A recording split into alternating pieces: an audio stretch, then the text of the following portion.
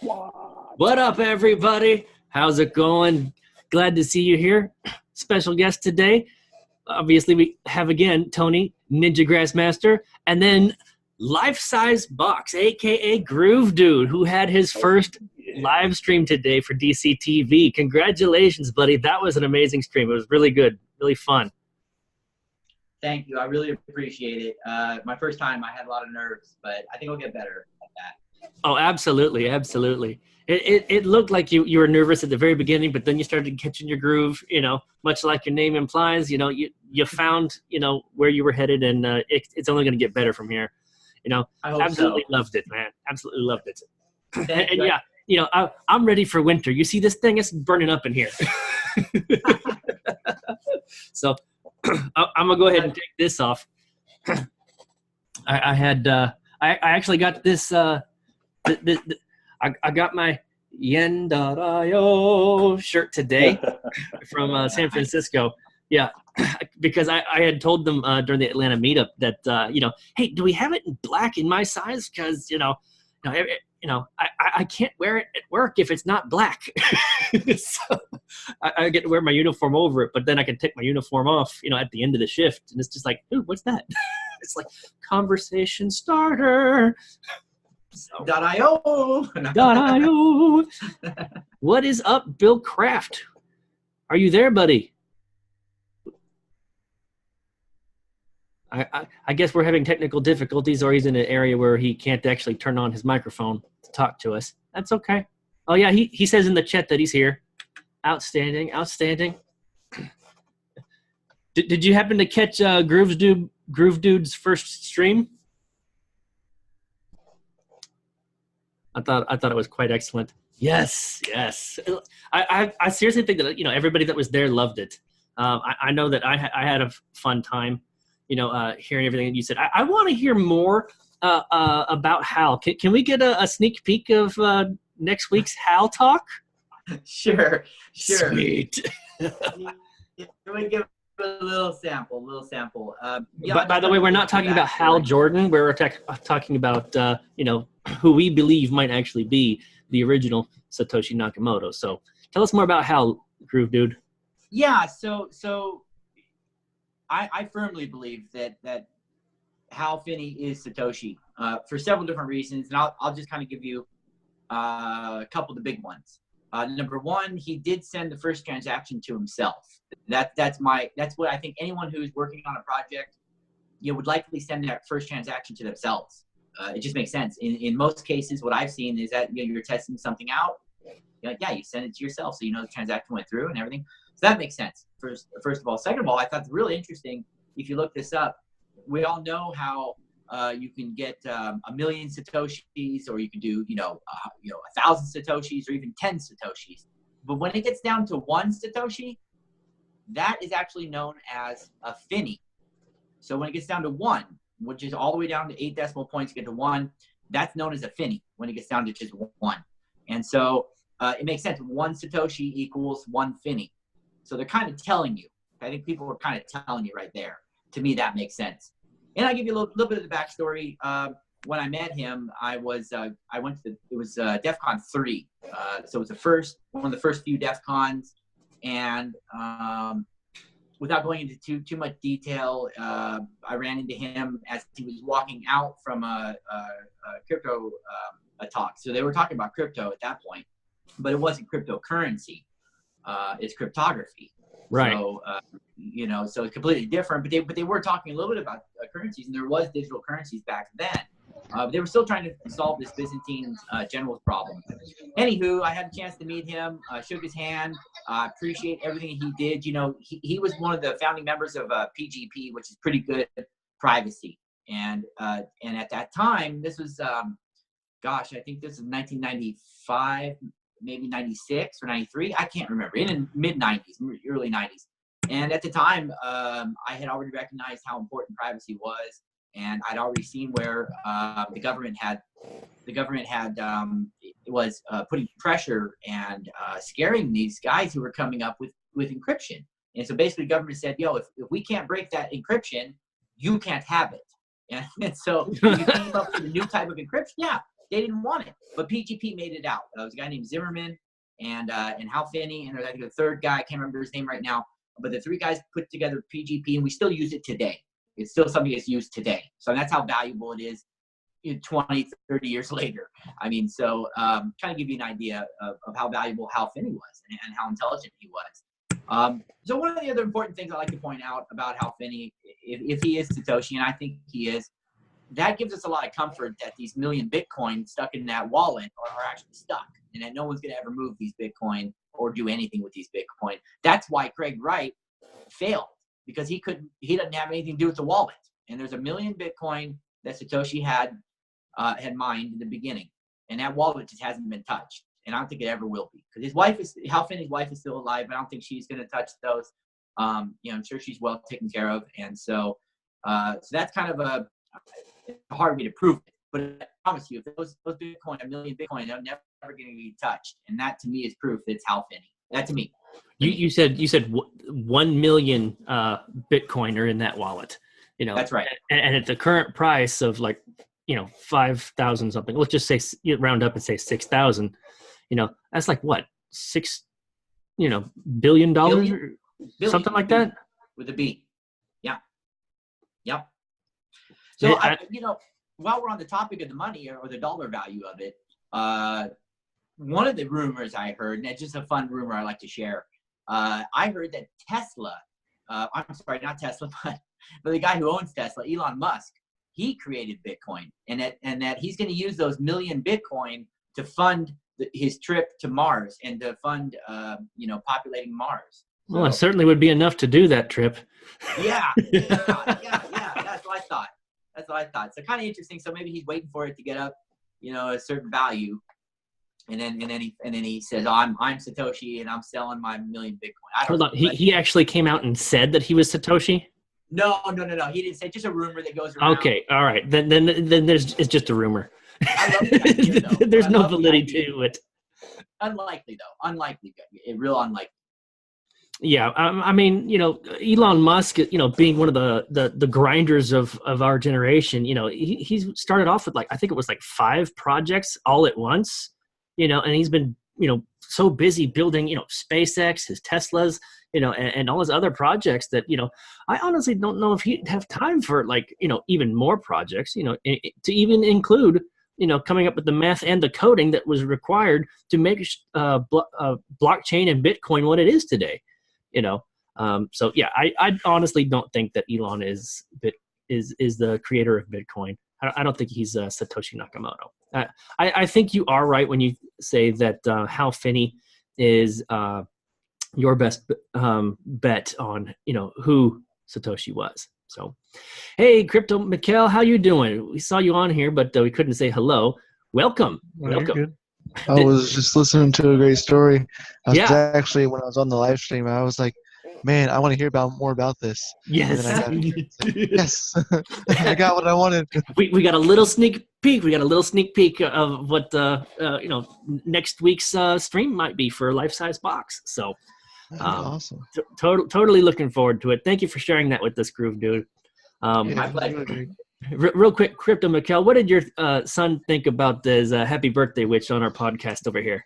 He is not here right now. He's at his mom's house today. So he gets to he gets to see it when he gets home. Yeah, he'll see it on Saturday. There you go. Saturday, he'll see it. Sunday is actually the day that I'm gonna do my challenge that I was called out for. The CEO of Central.io. You're welcome. I never said thank you. That's how I felt when Kimchi called me out. I'm like, really? Yeah, I mean, but I thought it was good. I heard it. I seen you doing it, and I was like, man, he's gonna call my name. You saw it, and you just knew. I knew it. I was like, damn it. That was second to last name, CryptoMykel, and I was like, he didn't even say it right. You can thank Peter for that. Yeah. Peter always butchering the English language in all of our names. Wait a minute though. I said it correctly though. It's CryptoMykel, right? Mykel. Mikel. Mikel. Okay, Mikel. Yeah, I Mikel. like it. I like it. All Mikel, right. whatever you want to say it. You know, That, whatever that you want Y to say, throws me dude. off. Yeah, it's not easy, but I appreciate that. All right. No, it's not easy when you're first looking at it, but once you get it, it's like, you know what, that makes sense. It works. But hey, by the way, awesome preview. Thank you for that earlier today, CryptoMykel. Yeah. Like we said on the stream early this morning, dude, your shop is looking outstanding. Did you get a chance to see that, GrooveDude? I got the rest of my canvases posted as well. So Nice. I got my internet fixed. Oh, yes. Yeah. Oh, that makes sense. You're not on your phone right now. You aren't using a headset. Right. When that transformer blew up, it fucked up my my wireless router. Was there like a storm or something that blew it up, or what? No, a truck hit a pole with a transformer on it, and it blew up, and the truck caught on fire. Dude, it was fucking cool. Oh, lovely. I mean, but it sucks that my power went out for it. But I got a new modem. I didn't pay for it, so I mean, it's pretty cool. You got a new modem? Yeah. Yeah. That works a new too. wireless router modem combo. Nice. All right. Yeah. All right. Because it was their stuff that was broken. True. All right, so GrooveDude, I don't know if you've been paying attention to our Zoom stream here at a bit too far, but one of the things that I like to do is, and I tell the guys almost every stream, we got to come up with at least one joke during the stream. Oh, Brian, a.k.a. Nemesist, just showed up. Shit. Oh, shit. Happening? Party can get started. What up?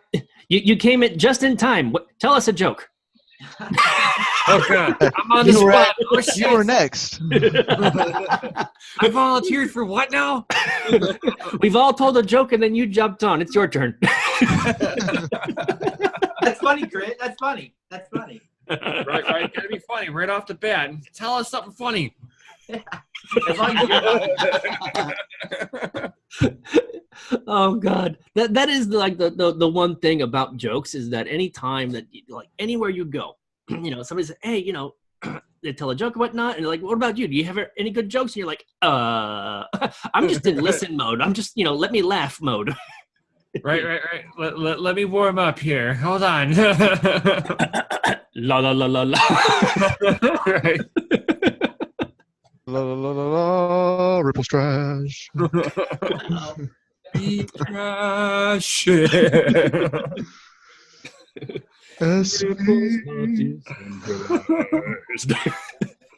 guys, if I can do anything, man, I'm gonna have to have a real talk about Ripple, guys, on this channel. Absolutely. Yeah, I'm gonna have to let everybody know. I didn't get a chance to go full force because I had not planned on talking about XRP, but That's what the masses want. Yeah, it is. But the masses are wrong. You were talking about your phone. Having a list of topics. Could you list off a few of those that yen.io? Yeah, nice. I love that .io. Listen, the Bitcoin fundamentals, Charlie Schramm, and the bots were the three topics I really wanted to cover. But I don't know if you guys probably can't see this, but man, there is my TV on. I'll be right back. Yeah, we can't see it when it's that far away from the camera. Yeah. Oh wow, you've got like paragraphs of freaking notes and shit. For real. Damn! How long did it take you to write all that?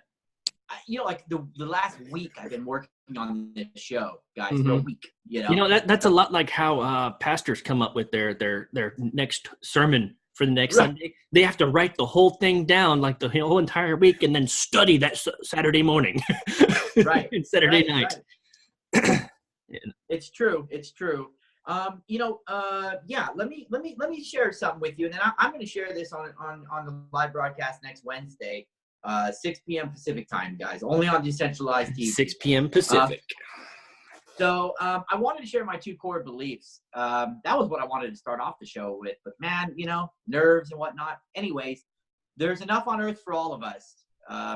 That's the one core belief that it's so important. I want to share that with everyone. and I want everyone to really, really soak that in. There is enough on earth for all of us. And, you know, there may be scarcity, oh, we're running out of oil, or running out of water, or running out of this, or running out of that. That's all BS.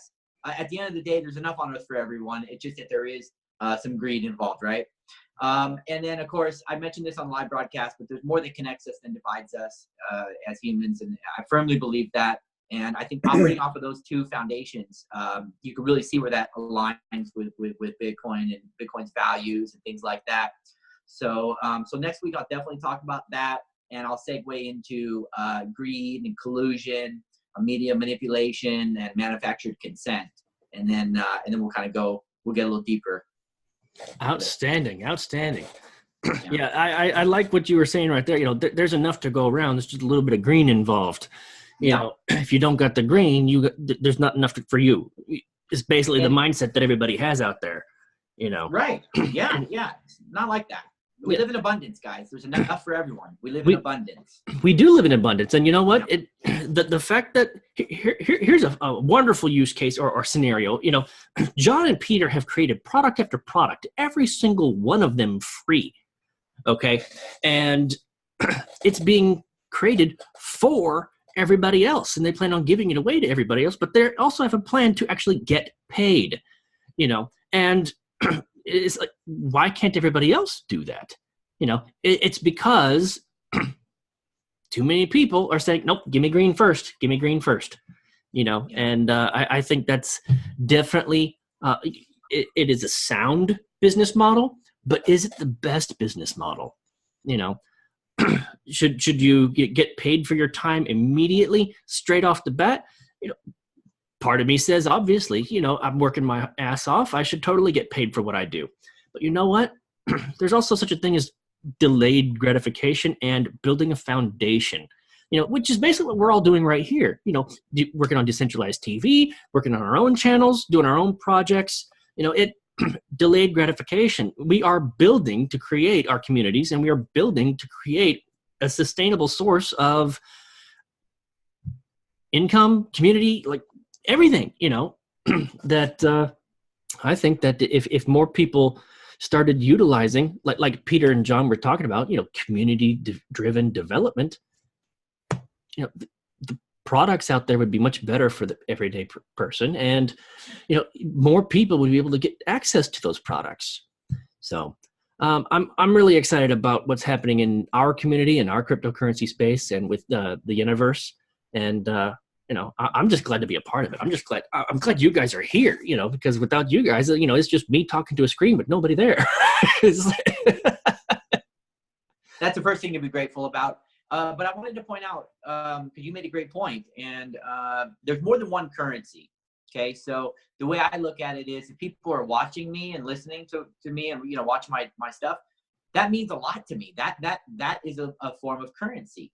It really is. And so there's more than one form of currency. You know, a lot of people get stuck in the dollar and stuff like that, but really, you know, there's way more for, you know, love is probably a great form of currency. Yes. And love is one of those things, by the way, where you can give more than you get. And it's very rare. And that breaks the laws of physics, guys. You know, the first law of thermodynamics, you should never be able to get more than you give. But love is one of those things. And I just think that's important to remember. That's why I wanted to talk a little bit about the trading desk. And, you know, the point is to get away from the trading desk, you know, not spend more time at the trading desk, you know, enjoy life. So, you know, get out there. And so there are more than one form of currency. Outstanding. You're absolutely right. You know, love is one of those things that, you know, I can show you guys love. I love you, motherfuckers. I can show you guys love. And you know what? It comes back tenfold, you know, because as the community grows, they fall in love with, you know, what we're doing, our process, our mindsets, you know, what we're giving of ourselves, our time, and our thoughts and our input and our encouragement. And you know what? It comes back, you know, the same, you know, like we get encouragement from our audience, our community, you know, and, you know, that's one of the biggest things about, you know, being in the Bitcoin.pub and being in the Discords is that, you know, I haven't been in a community like that in quite some time. I mean, most forums that, you know, I was joining, I mean, they're supportive at first, But then, the answers go, oh, check the search, check this, check the, nobody takes the time out to say, hey, check the search for this, or hey, here's the link that, in the forum to help you out with that. If you've got any questions, hit up that thread right there. The Bitcoin pub has been phenomenal, and the Discord even more. Like, personally, I'm more active in the Discord than anything else. I have tried to become more active in the Bitcoin pub. Like every once in a while, I find a really great article that John's managed to post and whatnot, or in Raven Sky's, e-commerce. I'm in there every once in a while. It's once in a blue moon, because once again, my favorite, means of communication is actually with the Discord. And I didn't have Discord before I started supporting, Yen on Patreon, and you know what, it's just been really great. I mean, everybody's coming together as a community, helping each other out, growing together, building together, and they're coming up with new ideas and new ways of creating products. And it's just amazing, so welcome back to the show, CryptoMykel. Sorry. Hey, 3-year-old cries, I leave. That's life. That is life. Right now, my kids are at the age where they know that if they hear me talking a lot, they know to be quiet. Sometimes I still got to mute the microphone and tell them to. My older two are good about it, but yeah, the younger one, she. Yeah. Well, she's 3, right? Yeah. Yeah. That's perfectly fine. That's perfectly fine. I asked her why she was crying. She said, "I don't want to be in my bed." Well.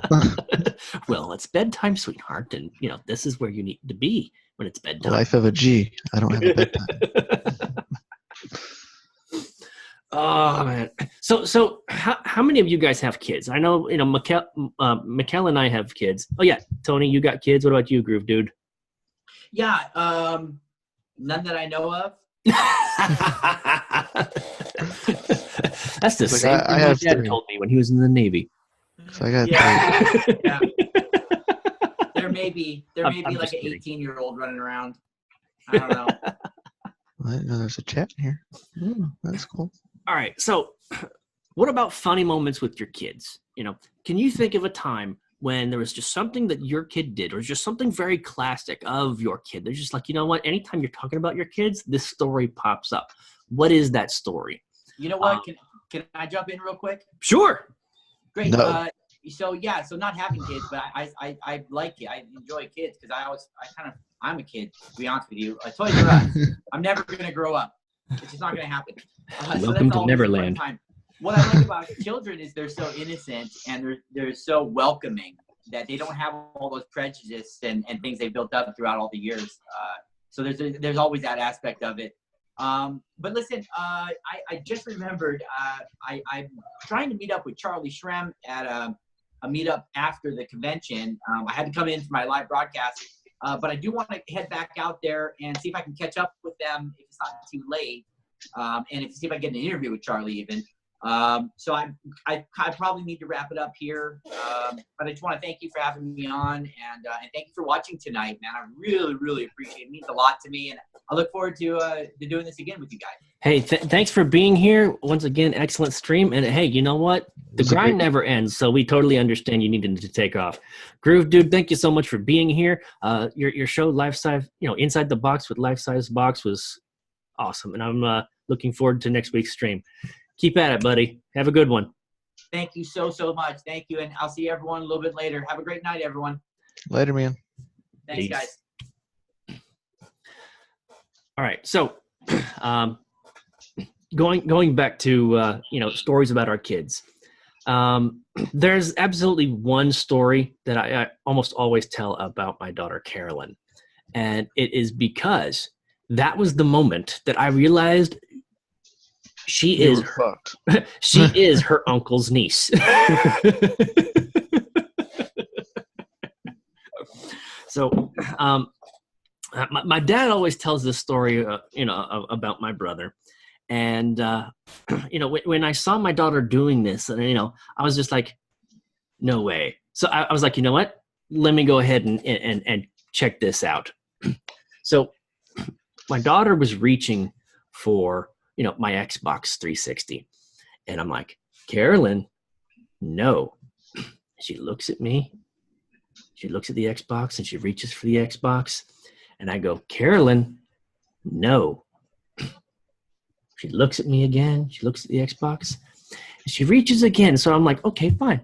Carolyn, no. And I fap her hand. I flick her hand, And, she was, taken aback by that. She looked at her hand. She looked at the Xbox and she looked at me. She reached for the Xbox. And I'm like, Carolyn, no. So I flicked her hand again.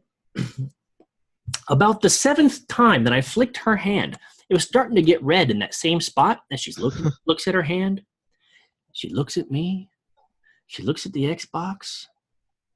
She looks at me. She looks at her hand one more time.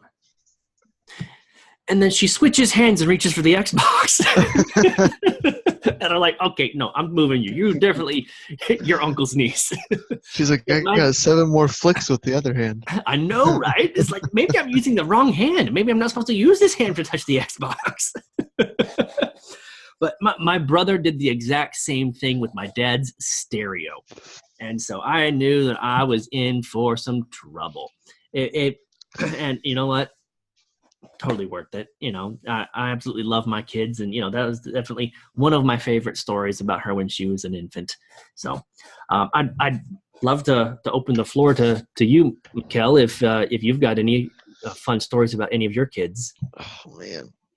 I have tons of fun stories. I have 3 of them. Yes. I got 3 young ones. All right. My oldest just turned 7 today. So my 7-year-old, my 5-year-old, and my 3-year-old. So they're all pretty close in age. I mentioned earlier today about my son with the tippy top, which was hilarious. I think Toni was here for that too. Yeah, Toni was here for that. Yep. That whole tippy top thing reminded me of Carolyn because whenever we're listening to the DC TV stream in the morning, she'll actually start singing along with the outro, going nope, nope, nope, nope, nope. Because my 3-year-old watches Decentralized TV with me. Yeah. We're on in the same room together, and usually sometimes I won't have headphones in, so she's always like, "Oh, is that PETA? PETA? Yeah. Oh, is that PETA?" Like whenever I was leaving to go to Atlanta, she goes, "Oh, you're going to PETA's house," because she calls him PETA, which is funny because I call him. We all call him PETA anyway. Yeah. And so that's what she calls him, PETA. You going to PETA's house? No, baby, I'm gonna stay at a hotel. Oh, okay. PETA gonna come to our house? No, baby. Oh, okay. Well, can I meet PETA? And I was like, probably one day. There will be an opportunity, I'm sure. One day in time. She said, oh, okay. I think because you were there the night that I was saying goodnight to my daughter. We were all getting out of the truck the last night of Atlanta. Yeah. And we were all sitting there, and she's like, "Oh, bye, everybody!" Saying bye to everybody, saying bye to Grandma Ton, Corgi, Data Lord, Hafid. Yeah. And she's like, "Oh, is PETA there?" PETA's not here. Oh, okay. That really was so cute because you had her on speakerphone, so we could all hear her. Yeah. You're like, bye, sweetheart. Yeah. Yeah. She's a pretty interactive one. Today, she wanted to get on stream today, but I wasn't trying to let her today. She had no shirt on, first of all. So, yeah, there we go. No streaming for you, little girl. Ooh. No, thank you. Actually, I'm trying to not be arrested for hosting, anything that inappropriate. I mean, I know It's called a bit too far, but even some things are a bit too far. That's a bit too far. We're a bit too far. Child prawn is a bit too far.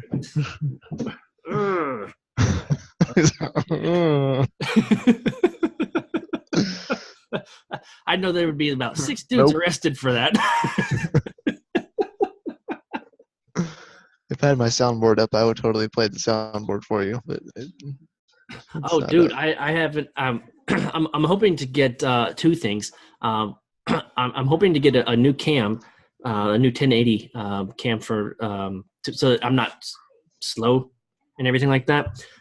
And that way, remaining meeting time. There we go. 8 Yeah, minutes. I've got it says about 8 minutes and 55 seconds. So It needs to forget again. I know it forgot this morning. Wasn't that awesome? It's like we streamed. That was an hour and 20-minute stream view when it posted up. I was like, "Why it was an hour and 20 minutes?" Wow. Yes. But anyway, continue. I forgot where I was. Oh,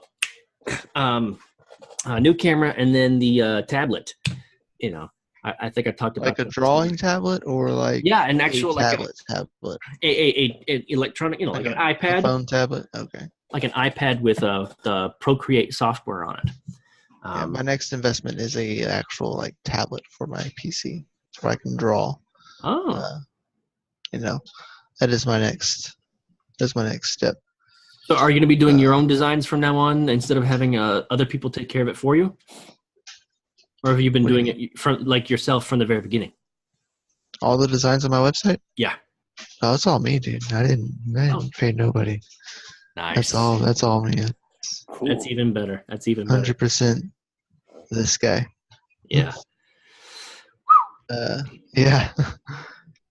I had no intentions of doing this either. It just kind of happened, man. I had no intentions of being a YouTuber. Welcome to the rabbit hole, fellas. Right. Dude, speaking of rabbit holes, oh my gosh. I remember going through I think about 3 years of conspiracy theory, rabbit hole, like 3 years going down the rabbit holes, like InfoWars and, all these other conspiracy theories. There's some conspiracy theories that I'm just not buying into. But, there's certainly a lot of explanations out there. But I think one of my favorite ones are there was a gentleman who was doing a conference about like the Book of Enoch. Because, like the theory of evolution and all that stuff, it just didn't make any fucking sense. We have it's still just a theory. It is not law, and we're teaching it like it's law, like gravity. That's my wife's biggest difference. Is, exactly how everything was even like started in the first place. And, I believe in Jesus. Don't get me wrong. I go to church, but there are some things that I don't know, man. Well, I science. Science says a lot. I liked going down the rabbit hole that actually showed that they actually found skeletal remains of like 30-foot tall giants, that, were handed over to the Smithsonian, and the Smithsonian hid them, because if you have anything that shows that what the Bible was talking about is true, is wrong or true, it spits in the face of everything that evolution is teaching us, and that's what they want to teach is, anything other than creationism, anything other than the angels coming down and laying with, the daughters of earth, the daughters of Adam. And, I say daughter of Adam, even though we know it's Cain, Abel, and, their other son. I'm having a brain fart right now. But basically, the reason we had giants and cyclops, and all these different other crazy, malformed creatures and whatnot was because what was basically explained in the Book of Enoch and the seraphim and the Nephilim and all that stuff. And it was, I spent, I think, like a good day or two listening to the audiobook, of the Book of Enoch and a couple other books. And, those books, they were at one time the most popular books in the Bible because it read much like the Iliad. It had these stories about all these different things, how they came to be, but, modern day, the modern day Bible doesn't include those, Right. And it's just, what? all of the different theories and all of the different, conspiracy theories out there. I mean, the guy who was talking about giants, and the debunking of evolution, because he's talking about all the different types of skeletal remains that we found, and then all of a sudden there was a leap to Homo sapien, to our skeletal remains.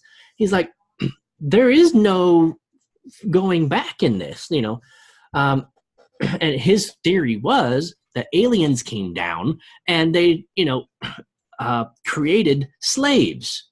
Us being the slaves, they made us a little bit smarter than the previous, iterations of, bipedal, beings, but not smart enough, to realize that we were in bondage or some theory out there. And it's just like, I'd gone down from, so many different conspiracy theories, that when he started going aliens, I'm like, you know what? That is a theory, but there's a better explanation out there, and it's aliens. It's God. Fucking It's like aliens. It's like, really? That's your big, assumption? It's like, oh God, some of these people. I mean, I think the X-Files said it best. I think it was the X-Files that said it, but there's so much space out there. It would be a waste for there not to be some form of life out there. Yeah, that's I think it'd be physically impossible that we are the only life forms in this entire fucking universe. I think that's just physically impossible. Out of all of the solar systems that are, that we have, no. There is no way. There's got to be a few planets out there that's within range of a temperature that supports life, somewhere out there. But as far as aliens coming down and, creating humans, that's a bit too much for me. But it wasn't only that. It wasn't just, I don't want to talk about just aliens and, the giants and Bibles and stuff. I mean, I went down so many different, rabbit holes. And, it was just 3 years of me freaking, spiraling down this freaking adventure. And it's just like, I gotta fucking stop. There's too much shit here now. I've got to have a release because it's just building up freaking tension and stress, because, I was diving into the politics, and I was actually making connections between different events in, our current events that, other people just weren't making these connections. And it's like, well, that's because they're thinking we're playing checkers here. And the political elite are playing like, 1,000-board chess game, and they've been doing it for like 200 years. They've been working this game for a while now. I mean, they don't want true freedom. They don't. They want the ruling class to be the ruling class, and they want the plebes like us to go the way of the dodo. All of our wealth go to them. So they want us all to invest in BitConnect. BitConnect and Ripple. Dude, I will not support Ripple. As much of a pragmatist as I am, it's like where does the line between pragmatism and principle, It draws the line at XRP. I'm not doing it. I am not doing. I know that they're going for the banks. I know that the banks are doing blockchain stuff, and I know that even Trump came out and freaking was talking about using it for sanctions. Bill Kraft asks thoughts on Planet 9. Yes, Pluto is a planet. I don't give a shit what everybody else says. It's like, if you actually look at the T-shirt that I made of the solar system, it's missing